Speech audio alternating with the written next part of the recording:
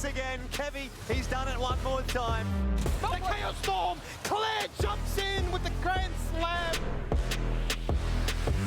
But in a three-man moonfall, it's just lights out for Direwolves, just like that.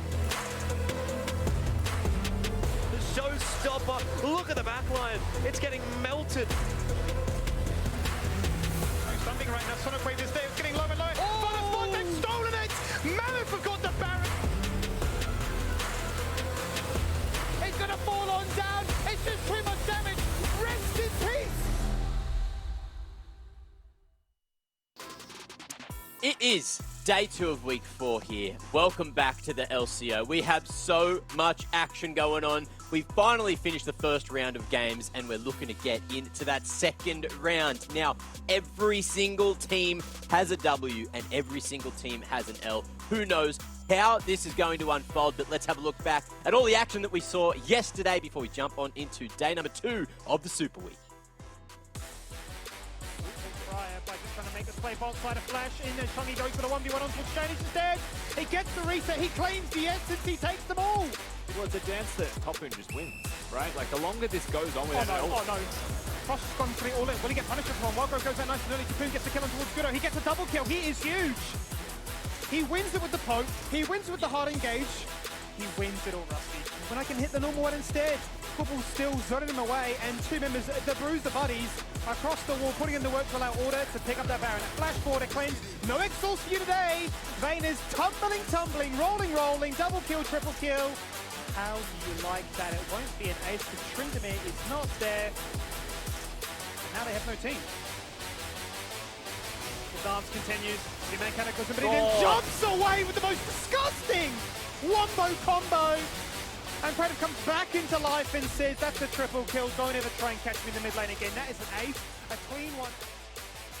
And look, not only was it a sick day of games yesterday, there was some beautiful casters giving you all the action, and we're going to bring them back again. They are the best casting duo in the region, and it may be because they're the only casting duo in the region. So cop that backhanded compliment, boys. Yeah, that went somewhere, didn't it? Really fast. You know, just get Juves back. Sick of your confidence there, Mac. Look, yes, Rusty, that replaces me. I did mean for... Nah, we'll get Juves in the hosting position. We'll get the boys. Look, one day we'll be reunited with the groovy Juvie, but unfortunately, that's not today. However, what did you guys do after yesterday? You're coming into today, you're both looking fancy. Looks like, Skimmy, you actually copped the memo that we're dressing up. Yeah, look, bit by bit, we are going to slowly unveil the wardrobe.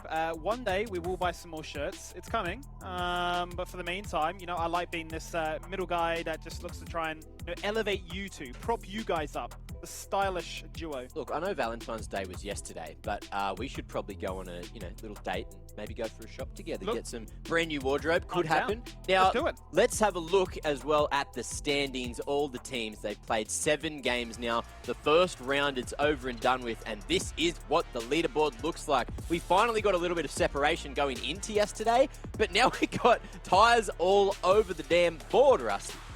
Yeah, look, I would say separation's not something we're going to have too much of anytime soon. If the way these teams are going is any indicator, Mac, given that we don't know how to predict anymore, because we don't know who's going to win, and I'm not sure there is such thing as a favourite unless it's the Chiefs playing right now. That's how confusing the league is, and the Chiefs are tied for first with Peace. So very hard to predict exactly what's going to happen, and I wouldn't have it any other way when it comes to a ladder one round robin in.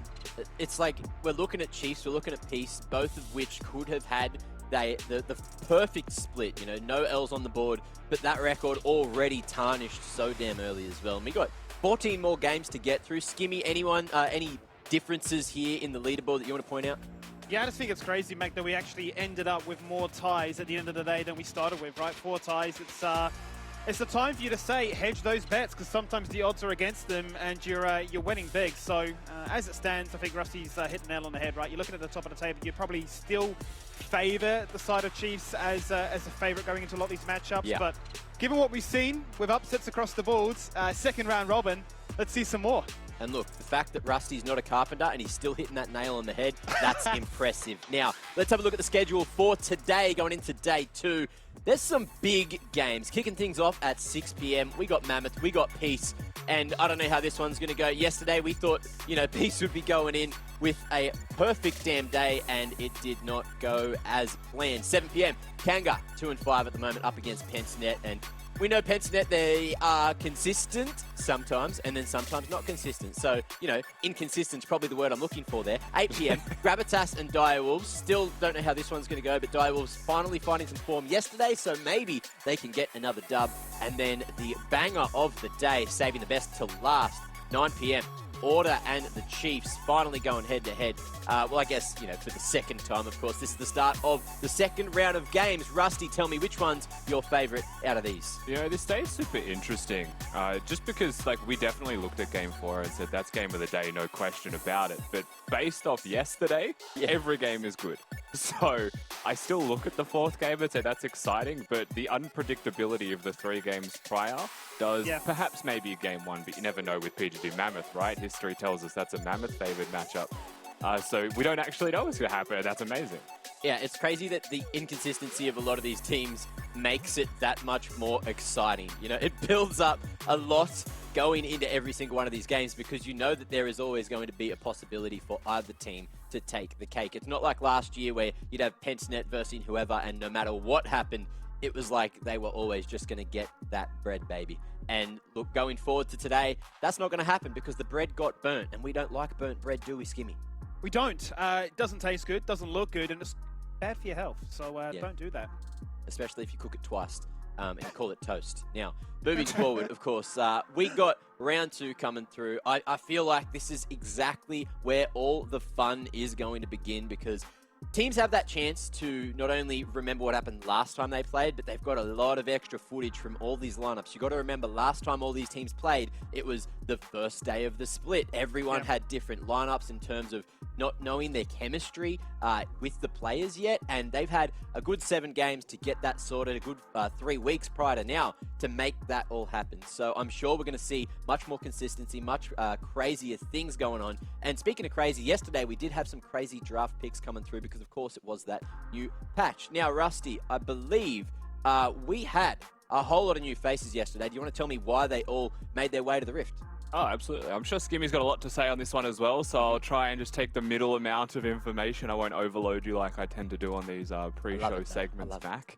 We'll go from left to right, huh? Xerath was the first one that was picked. So Xerath was picked into a Veigar, and this is a champion. It didn't see too much success in the game itself, but as a concept, I really liked the Xerath pick. It has outranging potential on most mid-lane champions, and so if there is a world where Xerath is a viable option, then I would say it is actually worth picking for a lot of teams. We haven't seen Xerath in a little while, but when you see it mid, you know it's into usually a mid-range control mage. That's something to look at. Ahri got some changes in the patch, so you'd expect to see a little bit more of that coming into today as well. I won't have too much to say on that. Just good. Volibear, again, not successful, but has potential. This is a champion that we have seen around the world as well, not just here in the LCO. And it is a jungle that kind of lingers just on the edges of the meta, so you will sporadically see that. Good in dive comps, can work nicely with the team if they're set up for it as well. Yeah. Riven, TN. Taric, we saw it once, I think, in the whole split so far. It has a lot of potential as well with dive-heavy compositions, and that's kind of what we saw it in as well, right? We saw 5 dive champions, so I liked the comp, just again, very limited success.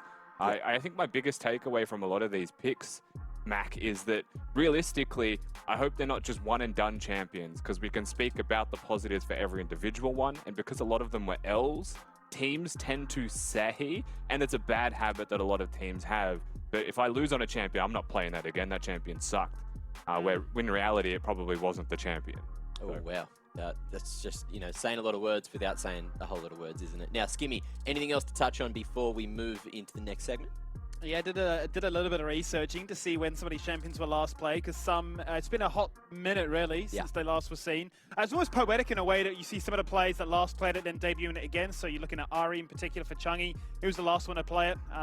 You'd look at Riven, for example. It's actually been 2 years, 2 whole years since Riven was last played, and that was back in the OPL for TN as well. The one that stood out for me was the Urgot.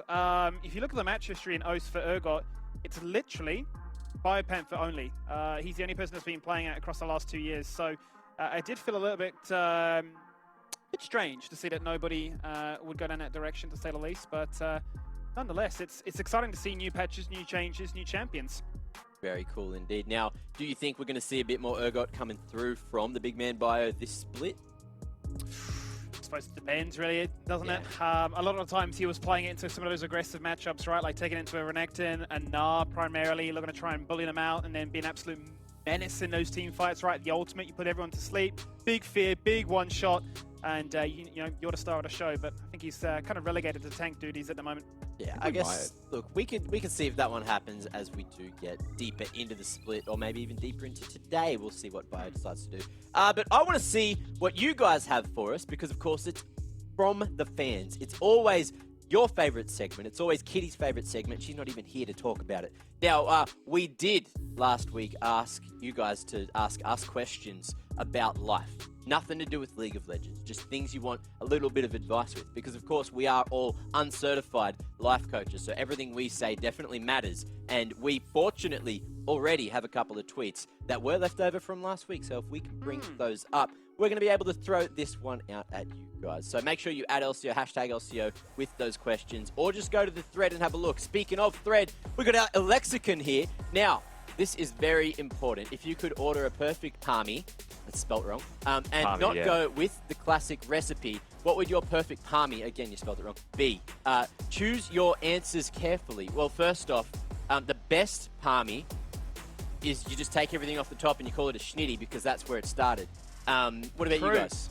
Why does that make it better, though? Isn't that just taking away positives? No. I'm on the Mac bandwagon because, look, okay, this is going to be a surprise to a lot of people. I'm probably going to piss a lot of people off. I don't like cheese. So, you know, just give me the schnitty and we'll call it a day. Yeah, I like cheese, I like tomato, but I like my schnitty better. Just a little bit of sauce and generally it'll taste better. I've had some, look, we used to be big into schnit back in the day, so I was like literally going on little tours with my mates to go to try the best schnit everywhere. And then I had palmies, and I've never really had a palmy that's made me go, really does wow, sound like a that's YouTube good. angle. So, you know. You could be like one of those like schnit reviewers. That's you know, it. this is a 4 out of 5, this is a 5.5. And we're going to call it I Don't Give a Schnit now. That's it. Oh, bro, we're making up ideas here. It's it. content galore. Like, why does everyone even care about palmies? That's the real question. Now, I've also heard people call it a palmo. And you're all idiots if you've ever said that. So no, but is that not the most Australian thing ever? You know, you always had an O to the end. Off to the servo, your garbo. Off to the garbo. Just jump in the bin, mate. Now, of course, we've got a couple more questions as well. So thanks, Lexicon. I'm sure we didn't answer that question at all. We definitely didn't. How do I get my kids to cook? Oh, that's good. It's a great question, you know. Now, I don't have kids, but if I asked my dog to cook, she'd just look at me and not understand me. So that's probably my best advice. What about you two? Growing up, my parents designated a particular day that I had to cook on and would stand very firm. So if I didn't cook, then we just wouldn't eat. So you quickly learned that you need to eat. That's one way to do it, damn. You would figure out and you'd look to try and build up a repertoire of recipes that would be good. And look, hey, it's actually worked wonders. You know, I'm still killing the old takeaway, but definitely going into the flooding life and moving out the old barn, it's helped. I think an easy one that I learnt when I was younger was definitely like spaghetti. It's really hard to screw up spaghetti. Just pastas, you know, teach them how to set a timer because kids have phones these days. I didn't when I was a kid. I just had to count to 60, like, I don't know, 8 times or something. Now, Rusty, any advice? Yeah, I mean, I know this won't work for every kid, right? Because everyone is different. But, like, making cooking inclusive and fun is the obvious answer, right? It's like, if it's something that they want to be a part of, because it is a family thing, or, like, they get to make something special that they want to make. Like, there's so many options there to make it inclusive and fun. If they don't want to cook because they don't like it, then maybe just listen to Skimmy. I think go hungry or cook. A nice little item that you could add into the mix as well is chainmail gloves, so they don't chop their fingers off, and then you can let them use knives. Now, chainmail is good for everything. Listen, I think that was terrible advice from me. Don't ever let your kids use knives. Now, moving into question 3, we have one more to look at before we jump on in to the LCO action for today. Cream fried chicken or KFC Zinger box? Yeah, see, I every time I've gone to Korean fried chicken, like there's a couple that I've liked, but I always just go, why aren't I just getting KFC? So I'm just gonna have to go with the Zinger box. Okay. So when I go to Korean fried chicken, I'm also buying like a bathtub amount of beer in one of those things. I forget. So the answer for me is like biased towards Korean fried chicken for the whole experience. Yep. Do you go for the soju and the beer? Do you go for the old somak? Mate, I just get whatever is available. Look, I'll probably get put in the dog box if I don't say Korean fried chicken. I love a good KFC zinger box. It's the most localized things you hear on every Australian game. If you're, talking to an international audience, you go get a zinger up, yeah. But look, you're gonna get a Korean fried chicken set up. You got the barb, you got it all there. It's a win-win. Look, if Korean fried chicken could just like get the secret spices and stuff and make a Korean fried chicken recipe with that, I'm sure I'd. Do we have time to talk about the palmy recipe, by the way? I haven't heard no, so go for it. Yep. Make it. Because we didn't answer the question. I was talking about this yesterday with my Discord, actually, and one of the options is to infuse it with cheese. So like with a couple of minutes left on cooking, slice it in, put some cheese in, let it melt, so that when it's ready, it's like almost like a Kiev, right? But with cheese in the middle. Nice way to do it. Okay. I do love Kievs. Kievs are absolutely poggers. Now, if you guys have any sick questions like the 3 we just read, we love content. We know you love content, so send those questions in at LCO, #LCO, and then, and only then, will we answer and give you some life advice to those questions. Now, that brings us one step closer to the game. And I've got some good news, gentlemen. It is the start of round 2. It is going to be Peace up against Mammoth. But look, I've got something prepared, so just give me a sec. All right, we're going to be talking Mammoth first. So. In the blue corner, career of 62 wins, 103 losses. Looking to get back to their glory days of 2019. Heavy underdogs coming into this one. But the team, they've got tusks. Give it up for the 13-foot tall, weighing in at 6 tons. It's Mammoth! What a team they are as well, Mac. They came right into the scene, burst onto the scene, some might say, and said, look at us. A lot of players that have played together. You can see the bromance forming. They're emotionally fueled. They're very keen to continue to call some of those upsets. Certainly made a big name for themselves when they took that all-important win over PGG and have gone from strength to strength since they last took on Peace, their opponent here tonight. They'll be looking to try and showcase all that growth in the first 4 weeks of play. I'm quite excited to see what that actually looks like in terms of the champions played, in terms of the comp, because I feel like there's been a lot of refinement, a lot of elegance. If you look back to that very first game, it was this very simple wombo combo. J4's going in, Galio's going in. We're just pressing ultimates. We're locking a target down, and we're hoping that something lands. But certainly showcase that things are a lot different nowadays. So I'm excited to see what it looks like. Yeah, I feel like they've done a very good job so far at proving all the haters wrong, but also showing just what happens when you do have a team that is, pre-made coming into the LCO. They don't necessarily have some of the biggest names in the LCO, but the names that are there, they are making names for themselves because they have something to prove, don't they, Rusty?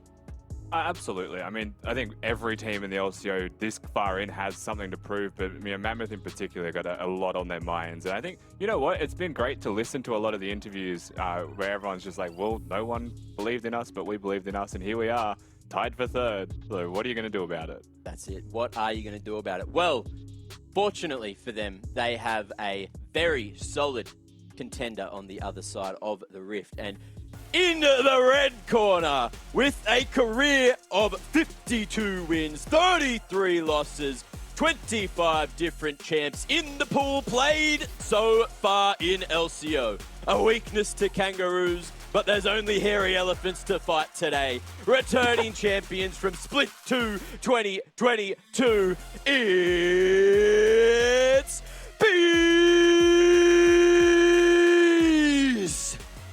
Rusty. Damn. I was going to take it, don't worry. I just wanted to let that settle. That was a solid Peace scream. Look, let's talk about Peace for a second back, because they are a team that I think we can all agree under-delivered yesterday, right? Their first L on the board for the LCO this year. And it wasn't in a way that I think any of us expected, because they legit lost to, first of all, Kanga, a team that only had 1 win. And it was a convincing L at that in the end. So a lot to prove coming into today. And if we really were to look at why, they just kind of lost lane and legit lost everywhere on the map all at once, right? They were just beaten by, on the day, a better team, which is so surreal to say when you've got Peas beating the likes of Pentanet.gg and Chiefs in the first round robin. I think look, it's going to be a very difficult fight for Mammoth today, but of course, as we saw, Peace yesterday, they did manage to drop the ball for the first time. They could have been undefeated here, and I'm hoping we get to hear from them just to see, what they thought about that one, because obviously we don't get to hear from them after the game to hear their thoughts. So hopefully Kitty can come in clutch with that later on. But of course, Skimmy, any opinions on Peace going into today? Yeah, I think for them it's going to be an upset, but you need them sooner rather than later, right? So they've proven their pedigree in the past.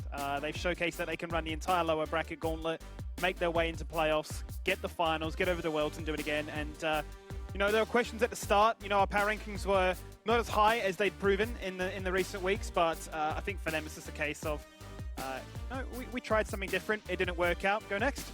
Now, look, I love your opinions. And fortunately, I love your spelling because you usually spell words right. But I see that the social media guy over doing the prediction, the poll on the Twitch page has spelled palmy with an I. It's not palm I, it's palmy.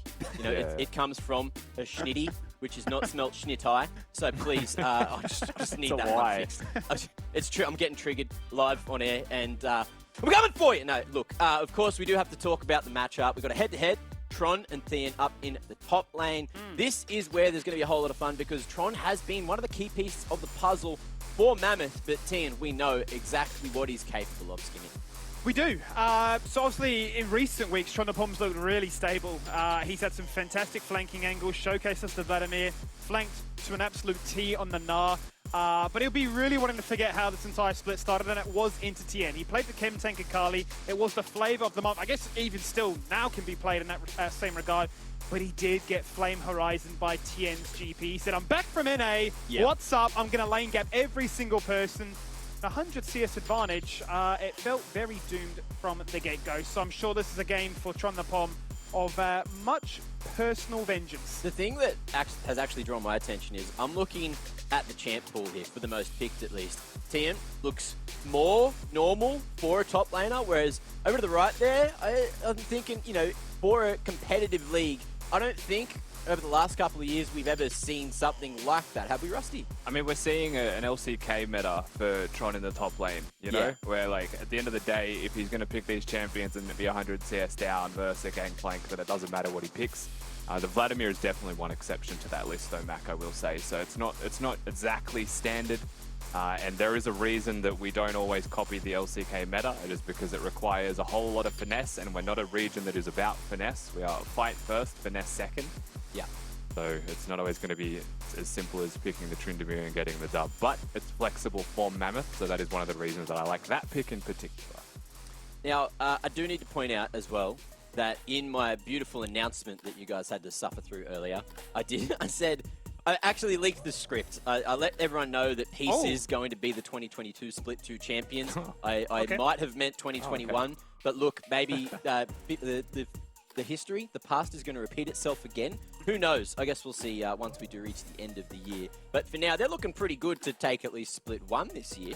And up against Mammoth, I know, we got to hear from them yesterday on their thoughts as a team from both Refury and Voice there. And they had some pretty decent opinions. Good to hear about the bromance, good to hear about that everything's working in terms of the chemistry there. But if I'm thinking of chemistry, I'm thinking of Peace. And that's why they are in this position, right? They have just, as a team, been so solid. You're looking at every single role, every single player. They're all able to rotate, all able to play off one another so well. Even when the LCO started this year, they were the first team I saw where they were instantly rotating to help out whenever anyone needed it. You'd have 4 men down in the bottom lane, and it was just like, oh wow, they're the first team making that instant rotation. My point almost, well, I suppose it has been since they lost to Kanga. I was almost going to say they have been the most consistent team because their KD as a whole is Knights and Vows ahead of anybody. They've got the second most kills, only 2 shy of PGG. They've got 119 kills so far. But they've also got the least amount of deaths, only 63 deaths. So they're always trading, +2. So whenever somebody on their team gets ganked, they call on the cavalry, the boys rock up, and it's just working. They might have some good stats, but how many cats do they have? Probably none. Well, we've got one here. We have one kitty to bring into the desk. And Kitty's got stats, Kitty's got interviews, Kitty's got everything. How you doing? Hey Mac, I can't believe you just spoiled our script for 2022, but something that isn't spoiled is our interview with Tien. Hello. Hey Tian, I was so confident in my peace win for my pick'ems, but now my peace stocks are crashing. Can you please provide some peace of mind for the fans that you will be able to find your spot on top? Gomenne, I'm really sorry that we had to lose, but in reality, I think that any team could upset any team. I feel like that is more interesting for the league, right? Unfortunately, like it is sad that we lose to Kango. Even I didn't expect it, but a reality check is always nice to have. And I might be like a little bit angry right now, so that's why I'm not as like hyped. But like, oh yeah, also Mac, if you're listening, Peace House actually has 3 cats, like all 3. So yeah, we definitely do have cats and a squid. Well, I also have a cat, but something else that's similar to a cat is that you guys left Ari open for Chungy. That's what some might say would be called a bold strategy. What has the team learned from that fat L? Yeah, I think with Common sometimes we have to just drop the ego and ban someone's one trick, because yeah, that champion can look OP in the hands of a one trick, and maybe if we banned Ari, he might have just given us a free W with the Cogmore, but you know, you live and you learn. You do live and learn, but something else that we learned is we just saw our first Riven pick in the LCO ever. The last game was by you, which was during OPL 2020. Why is Riven viable again? Riven's viable again just because the her itemization has become extremely good. So before, Riven doesn't really like building ruby crystals, but now you can just space for a double longsword. Gold Drinker changes really nice for her. The Black Cleaver changes just because she can build like so much more CDR. I think Riven and Aatrox have benefited the most out of the Bruiser item changes, and that's why I picked her. Unfortunately, I lost, and maybe it's a skin diff because the last time I did play Riven, I'm pretty sure I didn't use that skin, and I used like the worst Riven skin, so maybe if I pick her today, I'll change up the skin. It's okay, we can always fix that win rate. There's like 20 more games to go. Well, best of luck, Romeo, and have fun in your match. Okay, see ya. I have some very good news. Not only is it that, first off, thank you, Tian, for allowing me to know how many cats you have in the Peace House. I'm sure everyone out there now knows that you guys are cat people, so, you know, live with that. Now, of course, we did have that poll end, and, oh, it's so good to see. 65% of people are all Parminators, not Parminators, if you know what I'm saying. They're all about the Parmy, not about the Parma. So, you know, remember to spell that word correctly, please. Not only social media guy, but all you lovers of the Palmy. Now, of course, we've got to talk about the predictions before we jump into the game. And I think there's no surprises. Okay, I was hoping there'd be someone with me, you know, going for the underdogs as per usual. But look, today, you know, you've got so many teams every time that they cop the L, you know, especially in a game where they're the favorites, the next time they play, they're like, we're not making those mistakes again. And Peace is definitely going to be one of those teams. So I'm giving Mammoth 3% today. But look, that's a 3% I'm willing to throw these predictions on. So there we go. Just give me, tell me, help me, I don't know. Give me some 3%. Stats to save me. 3% reason why Mammoth could win. I mean, perhaps they just get ego checked again, right? You know, Mammoth play whatever they want. They don't get banned out. They've got some crazy champions up their sleeve, and Peace say, oh, we can beat them with X, Y, Z, and it just doesn't work out again. I mean, it felt like that was the case of yesterday, but I feel like it's an uphill battle. Yes, last time they versed each other, it was heavily Peace dominated, and we have seen those upsets. The script has been completely shattered, but I don't see it being put together anytime soon. Well, fortunately for me, I'm almost even, and that's what I'm going for, like the balancing act here. We've got 15 for Mammoth, well, 15 for me rather, 13 Ls. However, look, Skimmy, Kitty, you got to stop copying each other's predictions. We had this issue last year with Rusty and Nat. They just kept on copying each other's predictions. I don't know, like, is this happening again? It's true, yeah. Predictions can change tonight. We don't know yet, Mac. Oh, okay. I think it's going to get to a point where we're going to have to, like, you know, get a secret anonymous box and drop our tips in there. Maybe we're just looking at each other and going, that was what I was doing last year, and that was still somehow copying me. Look, you had the inside leak. So we've got secret Discord groups going on here. I don't know what's happening. But yeah, I'm sure at some stage it's going to break apart. Look, it's a good theory. Now, Kitty, you haven't had your say on the matchup. Please tell me what you think is going to go down. And you were talking about your Peace stonks. Do you just think it's going to be an absolute shellacking or what? Well, I've obviously invested into the Peace Stonks once again, so that's YP's gonna win tonight because I don't want to lose my stocks again. But they have 3 cats and cats are the best, so that's why they're gonna win tonight. I think, look, tell me how, because I even though Mammoth only have this, solid 3% to win, I feel like, that mid lane, it's looking a little bit shaky lately. 4-piece Mammoth, I got Fury, he's my boy. He's going to do something crazy and maybe either turbo in or turbo stomp. And I don't know which it's going to be. I've got a coin here. Can you flip it on Do cam? I have I might have a coin. Let's do it live. I'll just... Where are we go? We've got 10 cents. How good... Who wants 10 cents? Type 1 in chat if you want 10 cents. Now, of course, I've dropped the coin and I'm just going to keep flipping it. It's... I didn't pick one, but it's tails. Yeah, it's not a head, so it's tails. Beautiful. Okay. I don't know what that means, but I flipped the coin live on broadcast. Fury's locking in Ari, confirmed. Teach me. Yep. Tell me what tails means. I just heard it never fails. Other than that, though, I am very excited to get that one step closer to the game. I'm thinking, look, we've seen all those fresh faces yesterday in terms of the champs. Are we expecting any more today? And what do you think is the kind of champ that could slip through, Rusty? It's a good question. I do think that we'll start to see a lot more champion diversity with this patch in general, just because bruisers are starting to become a more prolific feature with, the options there with items. So if I was to pick a champion for you, Mac, I'd probably say Darius. Okay. Just trying to think about top lane bruiser champions that can work. Teleport's been nerfed. We're seeing a lot of non-teleport champions yesterday. Darius is one of the best non-teleporting champions because he runs Ghost. Well, guess what? It is time, ladies and gentlemen, for round 2. Are you ready to rumble?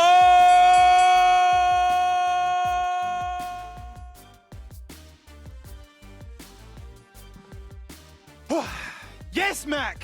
Let's bring that energy from here to there, because I need to calm myself down before I then bring it up a level. And we are just racing through this drop. I am very happy, though. Finally, my wish has come true. We're going to get a Lucian Nami. About time. Let's get some punishment in that bottom lane.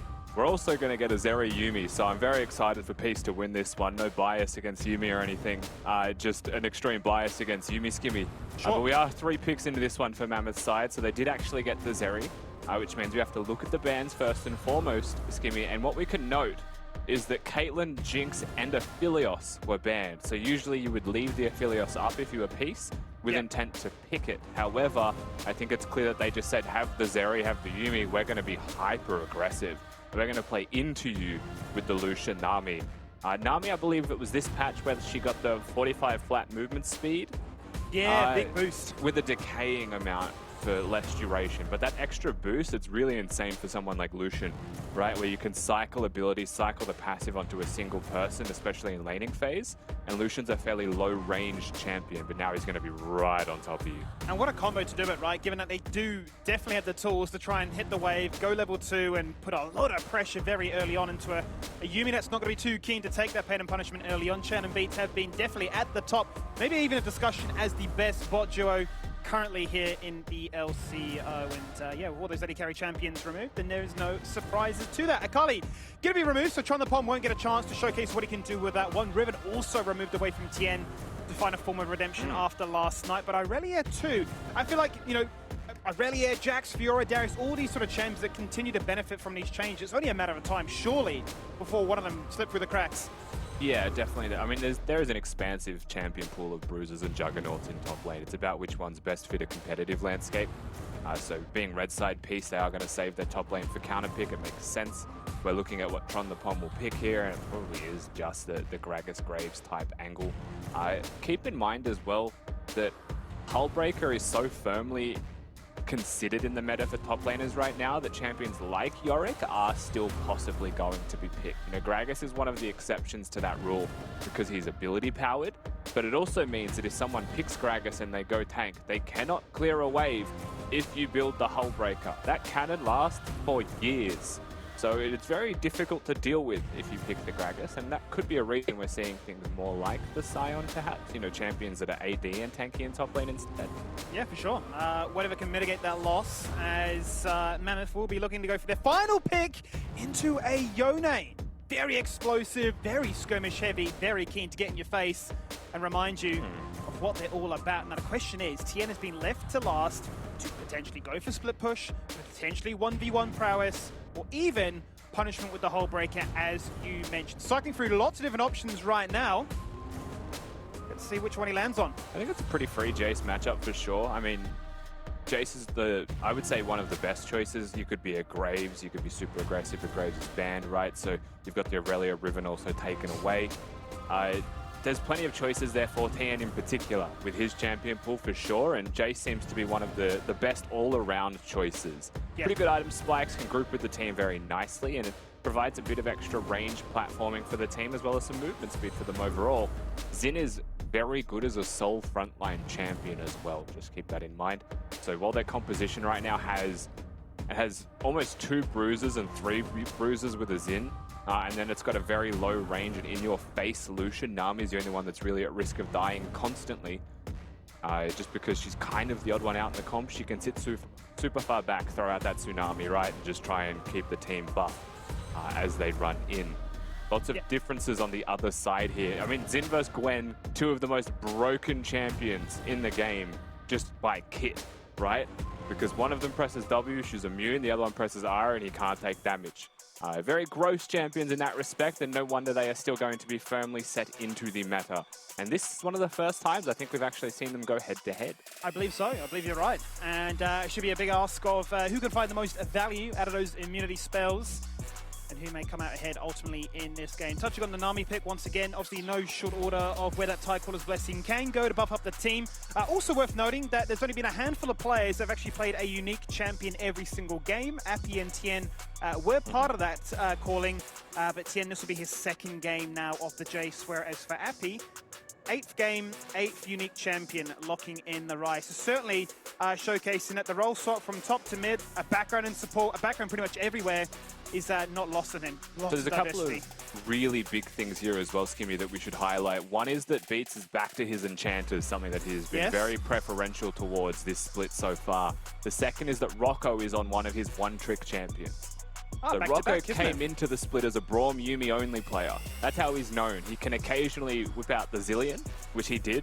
But Yuumi, you would expect, is more often than not banned from him specifically than other support players in the LCO. But here they are with the Zera Yuumi combo together. Certainly getting everything they want to kickstart a new round robin and hopefully put them in winning ways. So let's load in for the very first game of day 2 in this Super Week for the LCO and get ourselves excited to see what these teams look like this time round. Right, well, let's bring up the coach interview. Let's get some insight once again from one of the fan favorites in the region. It's Midlord from the side of Peace. How are you, mate? Hi. I have to ask Midlord, you know, you're tied in first again. How pleased have you been with Peace's team performance so far? It's pretty good. If we don't hit 0-3 this week, we can still first place, right? Are you genuinely concerned of a 0-3? I saw social media teasing. Nah, it's just that we are confident of this one. Oh, for sure, as you should be. And on a final quick note, I was just touching before, how many unique champions Appy has played? Is it really, once again, a masterclass of the Draft Lord? Like, Appy plays 7 different champions, right? I remember it's different champions, right? Because, you're just blessed to work with such good players. Yeah. Really? All right, mate. Well, we'll leave you to it. Wish you boys the best of luck in the 2nd round, Robin. Hopefully you can get it off to a winning start again.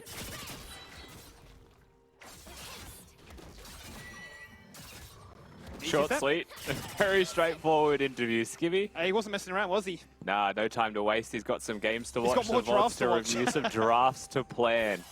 He's already thinking about tomorrow's draft. His job's done with this one after all. We focus on the game at hand as well. It was a little bit cheeky from TN. I think that's worth pointing out. It's towards the enemy blue buff. So didn't just get information that Mayfun was starting the blue as being a pest. Just kind of comes in there, harasses, knows that it's a Gragas. Kill threat low, but meanwhile bottom, that's an exhaust. Here we go, and this is what you expect to see, right? Level 2, they hit the wave, they shove it in, you've got Ignite, you've got Electrocute, you really want to hit the press the attack as well and get a really desirable trade, which is being found. The damage has been shared, though, between Azeri and the Yuumi.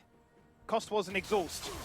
Yeah, so towards this bottom lane real quick, one of the results usually of getting level 2 and being hyper-aggressive, especially if it happens during the wave, because it is the first 3 melee minions that get you 2, you tend to start pushing, and if it's not a wildly successful trade, like overall the health is even, the exhaust was used to be fair, but there's an extra summoner advantage down there just because it's a Yuumi. You need to be really careful with how you play the next wave out, because you want this to crash, you want this to bounce and reset, right?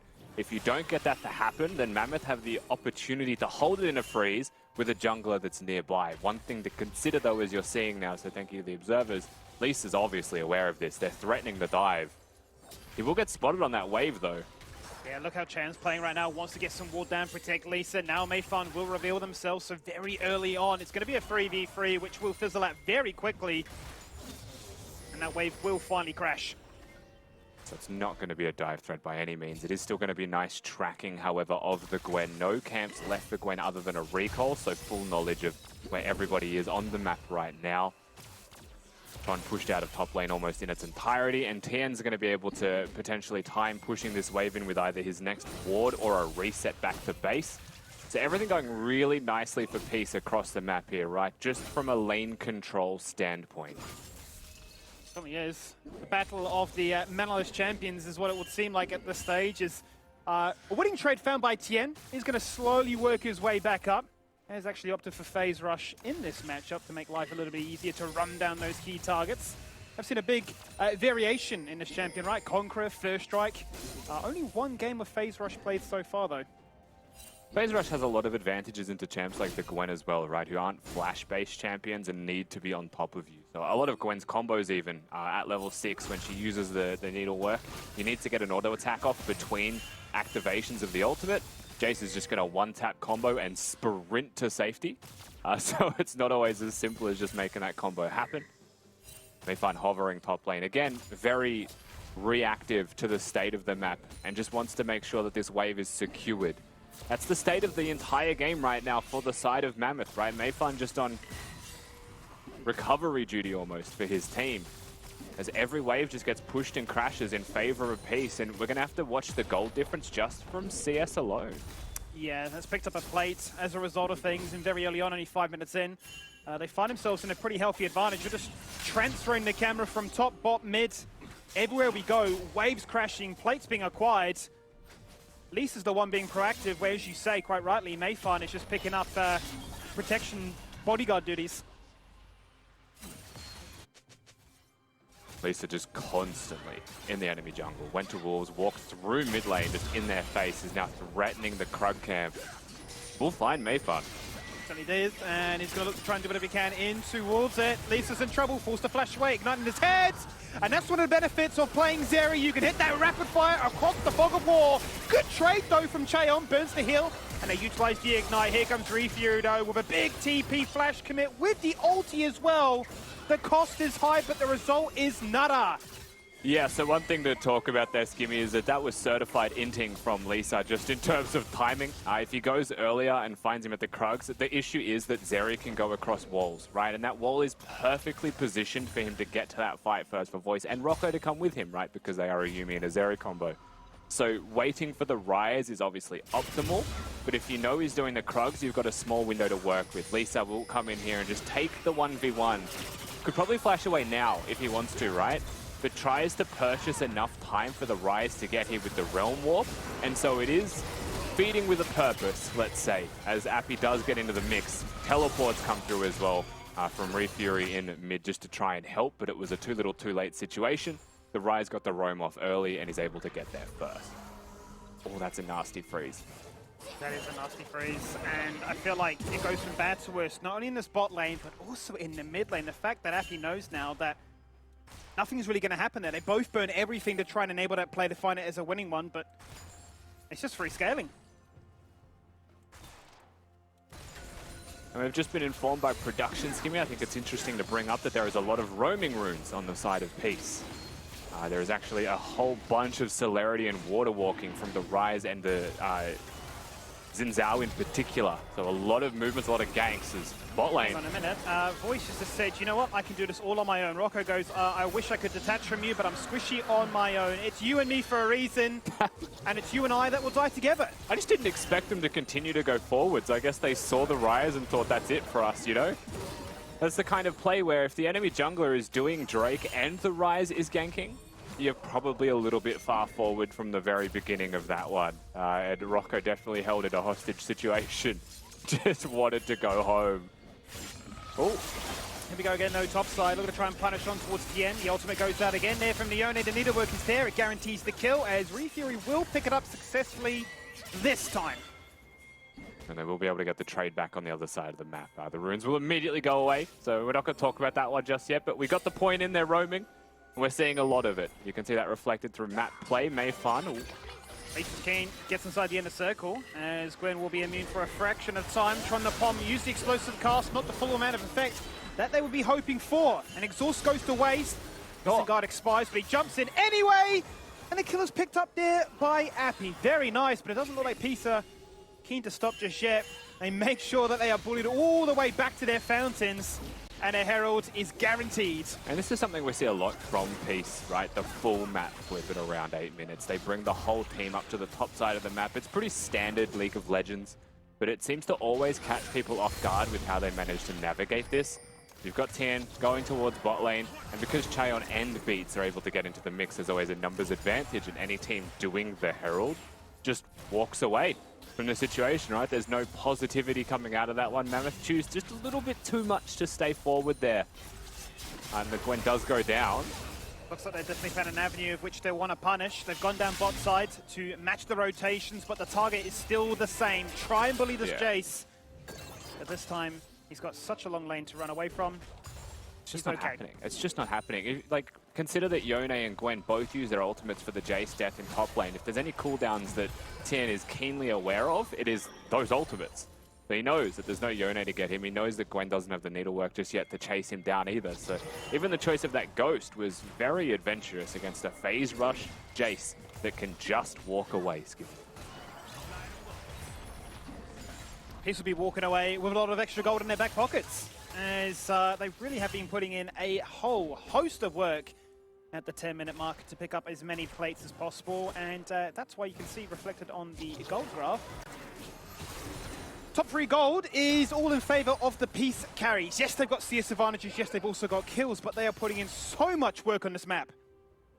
Yeah, Appy's actually just channeling his inner Korean Ryze players. If you watch any Korean solo queue, the Ryzers are just perma-active, constantly roaming, threatening dives everywhere. Ryze has a decent amount of damage output, but tends to just push and roam more than anything else. Is better suited to that playstyle. Similar to Twisted Fate, I guess, the best comparative champion right now in mid lane. He's been doing that very successfully so far, especially when you've got aggressive and winning and pushing side lanes, right? So that's the basis of a lot of the Peace composition right now. Lisa gets active in the enemy jungle as long as Appy has priority in mid, and then they start to open the map up, break some structures, get some Ryze ults and gank off as they're able to skip around some vision nicely. This is the first point where it really differentiates from just that style, right? You've got a full open 1-3-1 type of condition available here for Peace. And it pays off big time, right? It was primed in mid lane with all those early plates gone down that the Herald will ultimately be summoned and then take down that turret in one swift headbutt. So first out of the game goes the way of Peace, and they have been steadily achieving, finding themselves what will be now 3.5k gold up. A full item, which you can see represented in some of the champions already having their mythic items complete. First Drake already is theirs. Mountain Drake next on the table. Yeah, not just the first Drake, the Herald was theirs, the second Drake spawning like you highlight being a mountain at that. Just waiting for that one in 40 seconds. We have to question, can Mammoth contest, right? Not having any mythics of their own in comparison, they are just comprehensively weaker. Across the board, all 5 members are weaker right now, so contesting the second one is extremely unlikely. What Mammoth choose to do though, because there's no trade on the map, right? They might look for some jungle invade, that's where they're moving. This is a clear sign they do not care about the Drake. they'll consider contesting at the timing of the third one. But this also opens up bottom. Oh, Tien, he's just been done. Tron the Pom is got in. He's hit the heist. The thumbs up ain't gonna save you. Tron the Pom, like, the guy is out here showing up. Tron just puts in work on Tien right there. No flash for the Jace. He's just caught slipping. Well played by Tron. Great ultimate to lock him down. That's the strong side of the map for Peace. Completely lost. They're playing for top now. Making a cross-map play, aren't they? Mammoth going in once again on towards Appy. He's forced to burn the flash, but he gets out scot-free. Down to 50%. In comes a huge tidal wave, which is going to lock in place. One, I say a lie. A flash has to be burnt here too.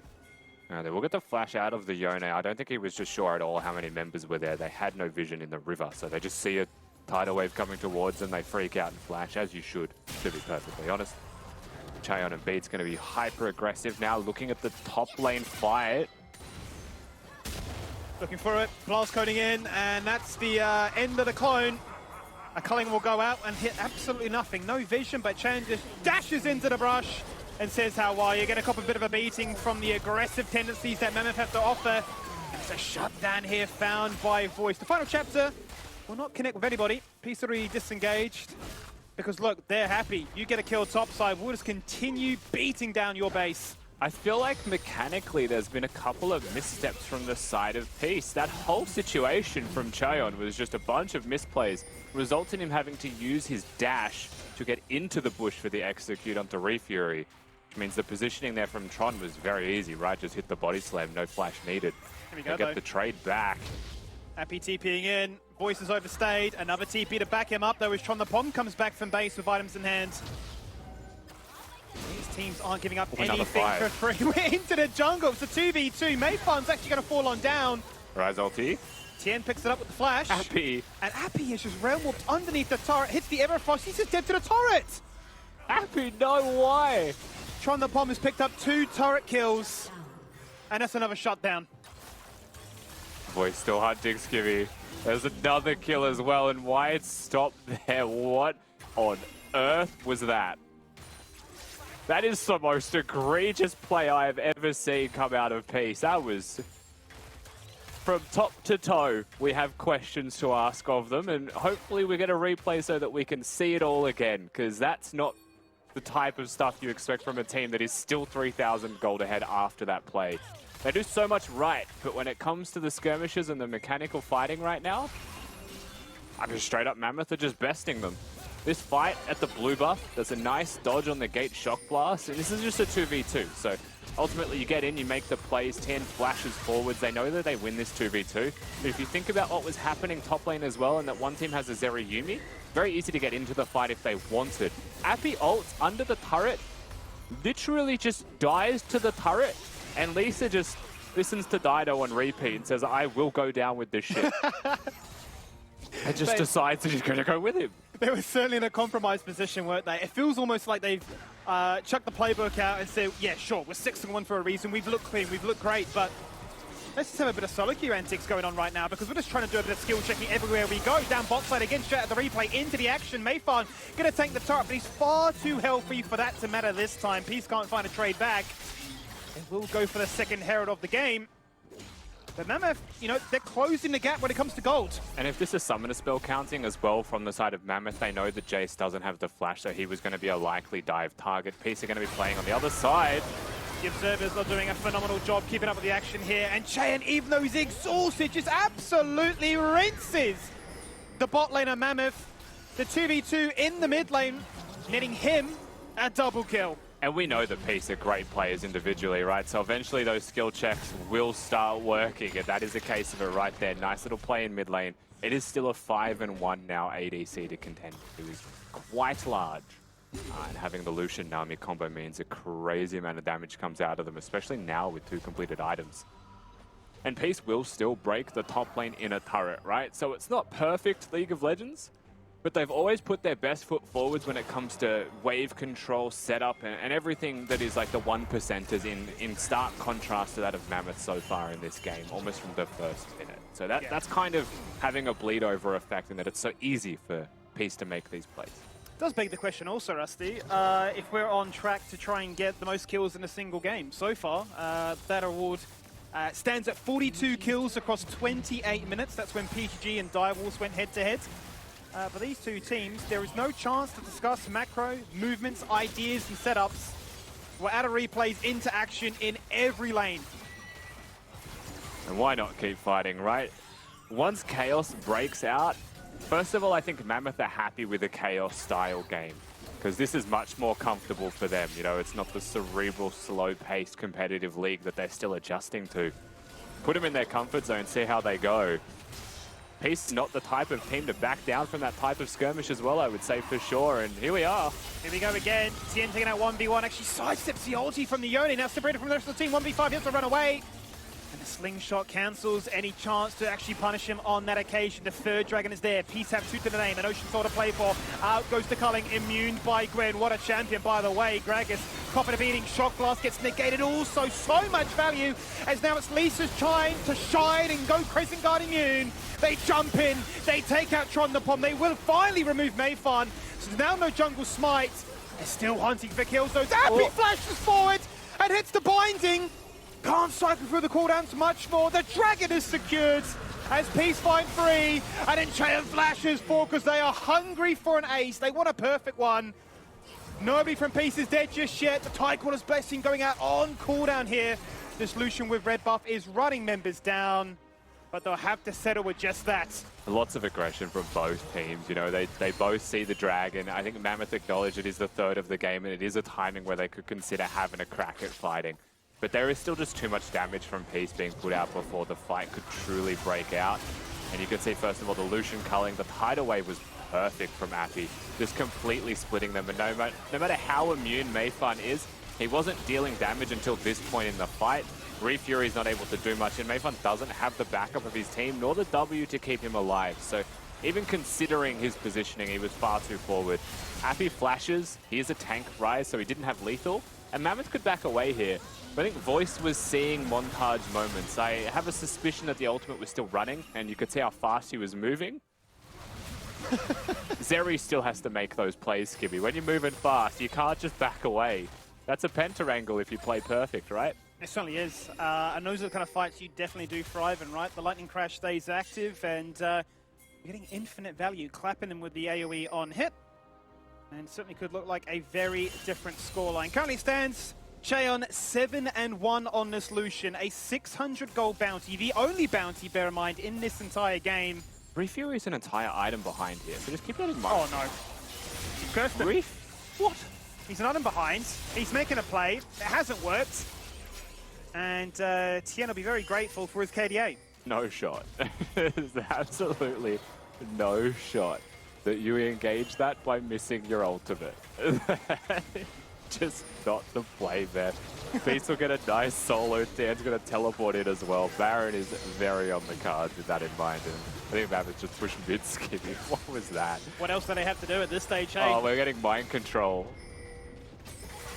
We do like our little mind control here in the LCO. They're 6k down. They will have to concede that 20-minute spawning Baron by picking up 2 turrets in the mid lane, get that objective bounty and try and close the distance. A tidal wave is going to hit the entirety of Mammoth. One goes down, no Gragas, a TP from the Afterlife as Refu looks to try and join the fight and hit them with a pincer maneuver. Top on bot they go, he isolates Beats who hits an early flash away, but we're not interested in that. We want to see the fight that is emerging outside this base. This is where Zeri shines.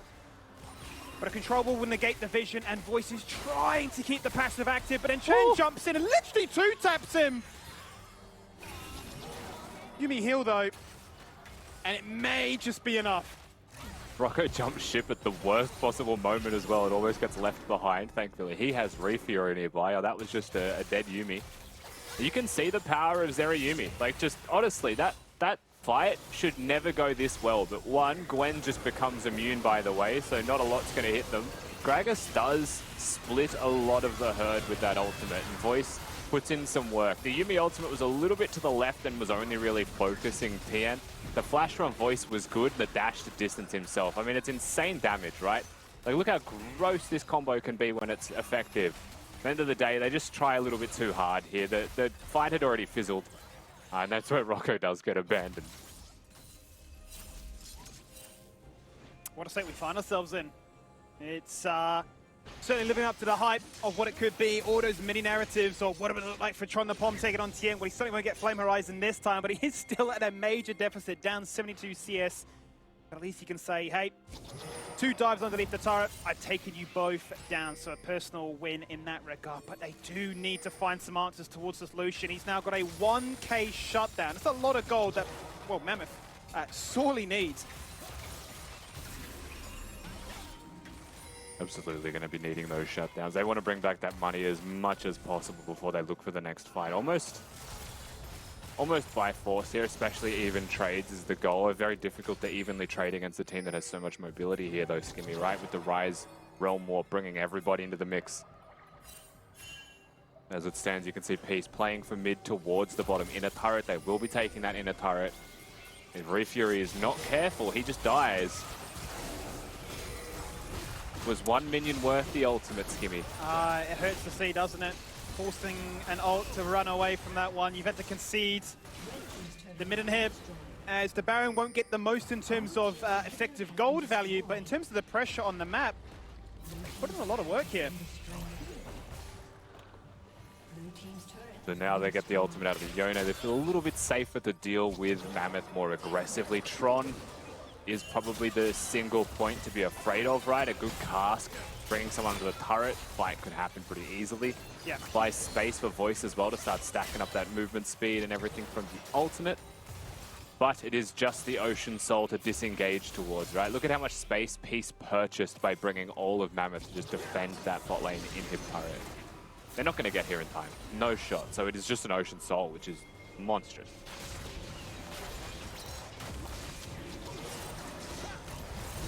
Huge in the context of this game. As if you really need more damage, you just need more staying power to ensure that you are winning these trades, which has been the case. Up now 7,000 gold, a definitive lead. Well, it has been shaky in a few of those earlier moments around the 15-minute mark. It's really been for Mammoth to find those opportunities to punish. They have certainly had to consider a few things on the map to try and pick up these objective bounties. But now they'll be praying that they've got at least another 2 minutes in this game for the Baron. If not, another 5.5 to aim towards their Elder. So we're nearing a point in the game where the Hurricane is going to be available for Voice, right? Runar's Hurricane with a Yuumi that has 1.5 items. Heal cut included in that, which is really important. If we get the Yuumi to 2 items and Voice to 3, then I think that there is always a world where Mammoth can be more confident in team fight. Tappy's going to flash away there. The issue that we have, I think, Skimmy, for the side of Mammoth, if it was the team fight around that Zeri, is just quite frankly that the rest of the team is not strong, right, in comparison. Voice is going to have a really hard time dealing with the Xin. The Jace and the Ryze also have really high move speed, and if you're in range of the Lucian Nami combo, you're probably losing that 1v1 trade. Because the Infinity Edge is there, the 3 big items are complete. But what this provides is an insane amount of mobility. The Titanic Hydra hits with every single Q proc, like it's gross.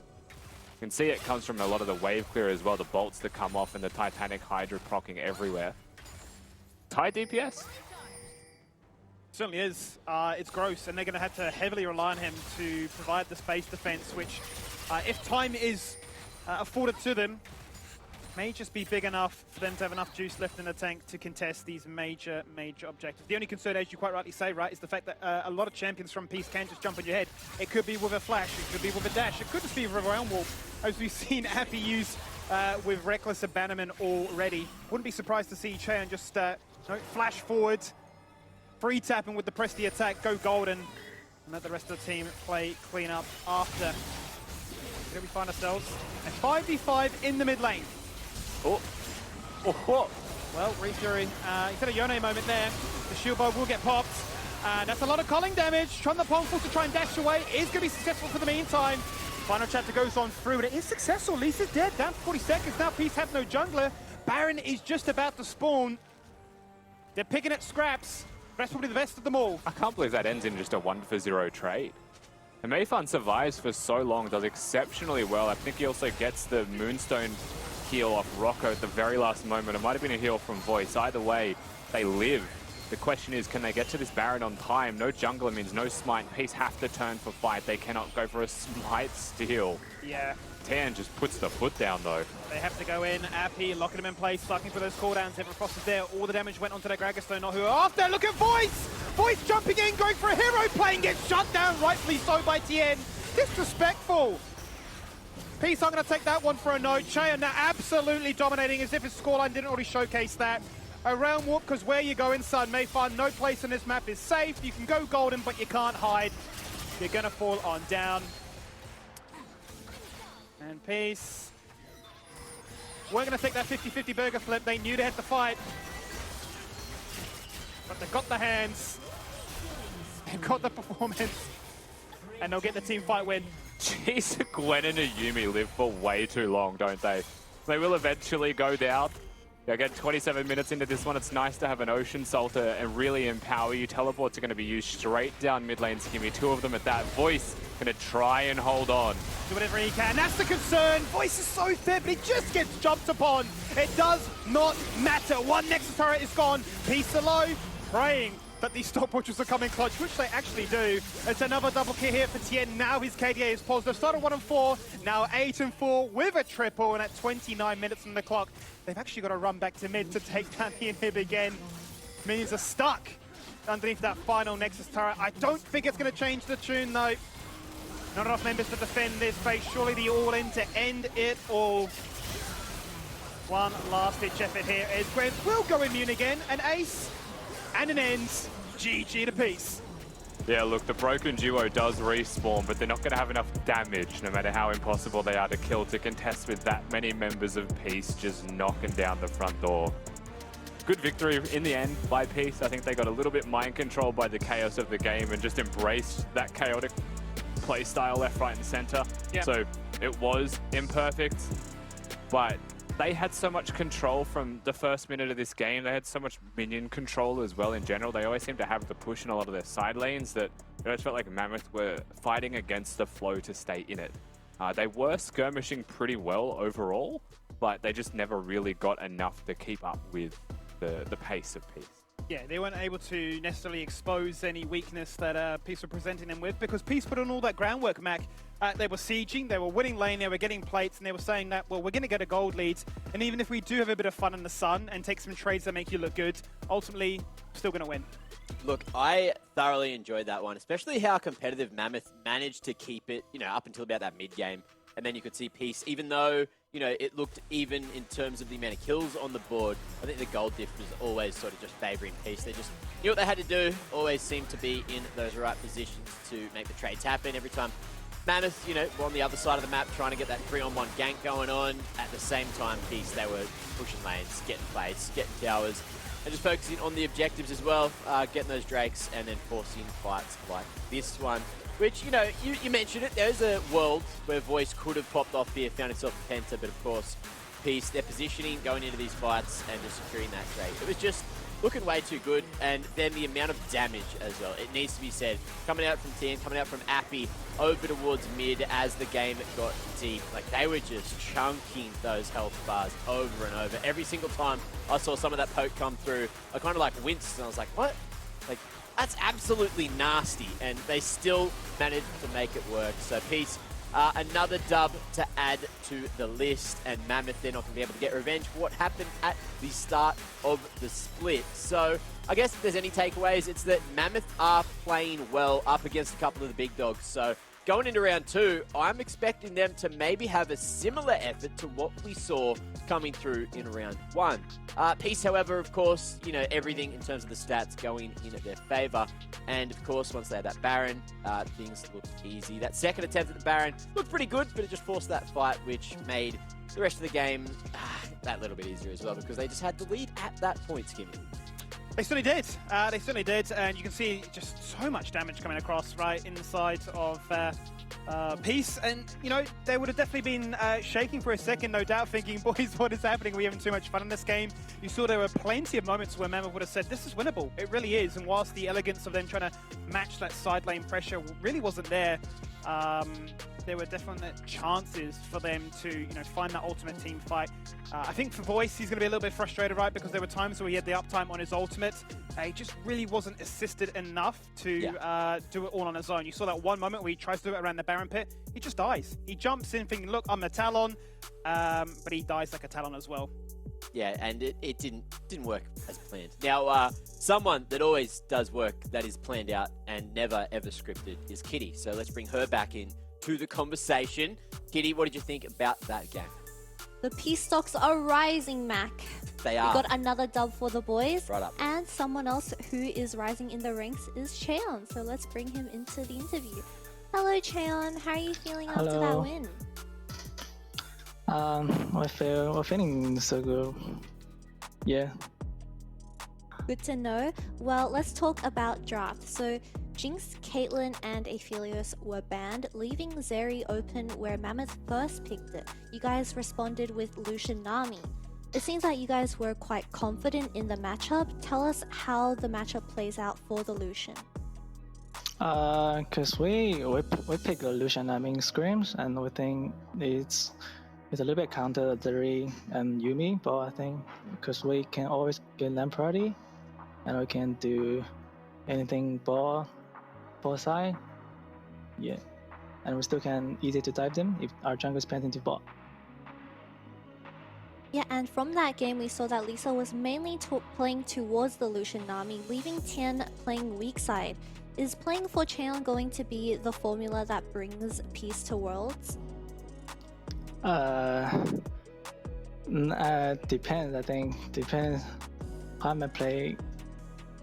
If I play like good, we can just try to play both side and let them think go weak side. Yeah, sometimes maybe. You've been playing good every game. Yeah, not really. There's still a lot of things to improve, I think. It's always nice to stay humble, but I think you've been playing really well. Well, thanks for the interview, Cheon, and hopefully you prepare for tomorrow's game. Thanks. Look, I'd say he's playing spectacularly for the most part. I think so too. So much work down in the bot lane, but I guess he's just doubting himself. Maybe, playing on these stage games is just sort of getting to his head. I think, a lot of players can probably doubt themselves. Or maybe they just know they're capable of more, so they're not going to go, yeah, I'm playing great, because, of course, that sets yourself up for a little bit of failure, doesn't it, Skimmy? You've told me you're the best before and weren't the best at that thing you did. Yes, I was really, really good at that other thing, which isn't this, and that's irrelevant. So, the CV's been chucked out, and now I'm just praying that I'm brought in because they need a token ginger and somebody that can scream a lot. Maybe not as much as you, Mac, because your introductions were insane. But I try to emulate that level of hype. Yeah, that throat is definitely going to need a rest for the rest of the day. I did also get some backlash from Twitch chat for maybe hurting their ears or not liking it. True. I don't know. There's a lot of haters around, isn't there? Now, there is. I'm not a hater, fortunately. I'm a big lover. I'm a big fan of Cheon down in the bot lane. So I don't care who else played well because he's going to be player of the game because he's my favourite. So let's bring him up. Big congrats to him. 9-2 and 6 with 71% kill participation. I did see there were a couple of solo bowlers that game, which definitely made it hard to participate in every single kill. So that's pretty good, given the circumstances, right, Rusty?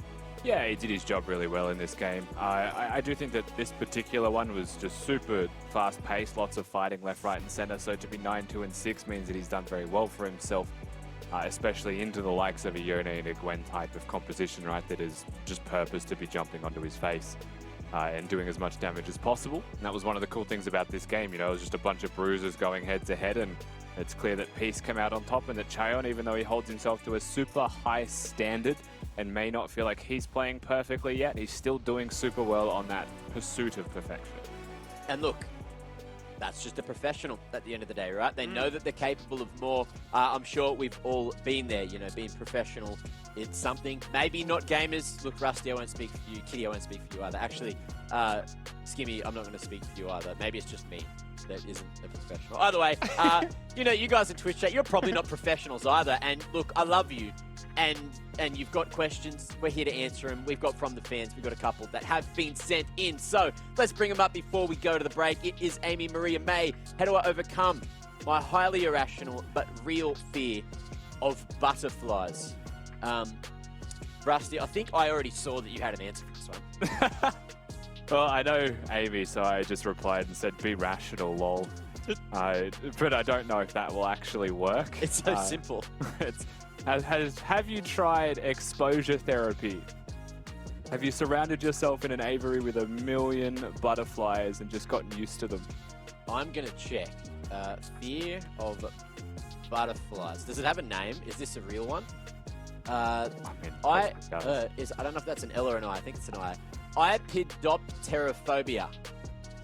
Jesus. And motophobia is a fear of moths. So, unfortunately, you've been diagnosed, and Amy, that'll never change. It's just something that neurally is there, and you just have to dodge those butterflies. I know they're pretty quick with those wings and weave. stuff. Just bob and weave. That's it. You know, don't go to any gardens. I hope you don't like flowers. Like, you know, just avoid the situation where butterflies could be around. And then, you know, if you're, I don't know, are you allergic to social butterflies? Because that would hurt too, because then you couldn't even go out.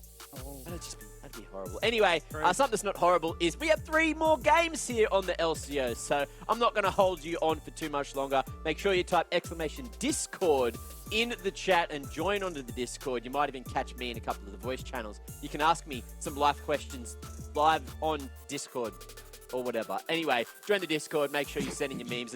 I saw pet pictures. I'll post a picture of Pico right during the break. Speaking of the break, we've got to go through it to get into game 2 of the day. So don't go too far. Go stay hydrated. Go get yourself a bite to eat because it's dinner time, and Kanga and Pentanet will be up after this. The other side, the observers are doing a phenomenal job keeping up with the action here, and Cheyenne, even though he's exhausted, just absolutely rinses the bot laner Mammoth. Igragas, common of eating shot glass gets negated. Also, so much value as now it's Lisa's trying to shine and go Crescent Guard immune. They jump in, they take out Tron the Pom. They will finally remove Mayfarn. So now no jungle smite.